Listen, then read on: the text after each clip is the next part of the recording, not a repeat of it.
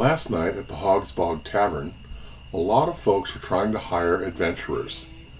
The recruiters were a gnome, a human, a halfling, a half-elf, and an elf.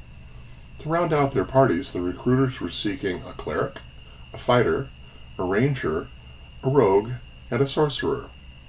Without getting too specific, the recruiters referred to their various quests in general terms: revenge, rescue, bounty hunting, eradication, and treasure hunting. In particular, the skills they were seeking were handle animal, heal, move silently, open lock, and use magic device. Based on the clues given below, can you figure out which class each recruiter hired and which skill was desired for which quest? 1. The quest for treasure required an adventurer with the skill to open locks. The rogue was able to demonstrate that skill without having to leave the table. Number 2. The halfling talked about a place that had been overrun with dire rats.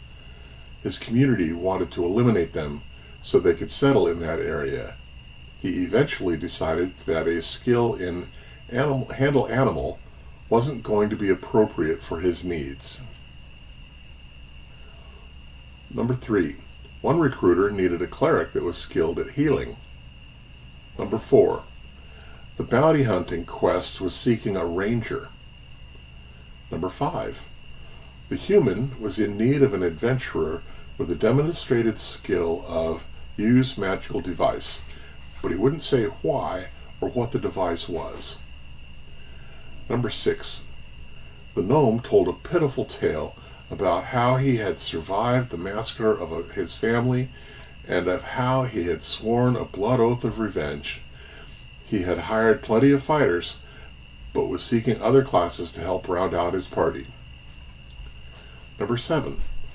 The sorcerer was not interested in eradication or revenge.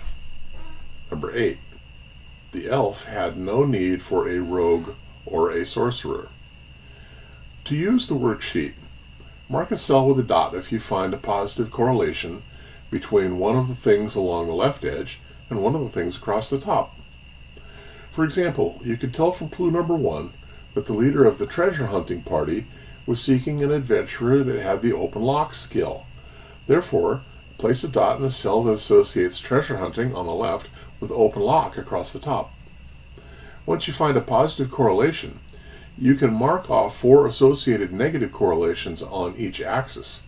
For example, if you have a dot in the cell for treasure hunting and open lock, you can place an X in each of the following cells: treasure hunting and handle animal, treasure hunting and heal, treasure hunting and move silently, treasure hunting and use magic device, bounty hunting and open lock, eradication and open lock, rescue and open lock, and finally, revenge and open lock. If you can establish 4 negative correlations in a group along one axis, you have proven that the 5th cell in that group is the positive correlation. As above, if you mark a positive correlation with a dot in the cell, mark the negative correlations along the other axis with an X.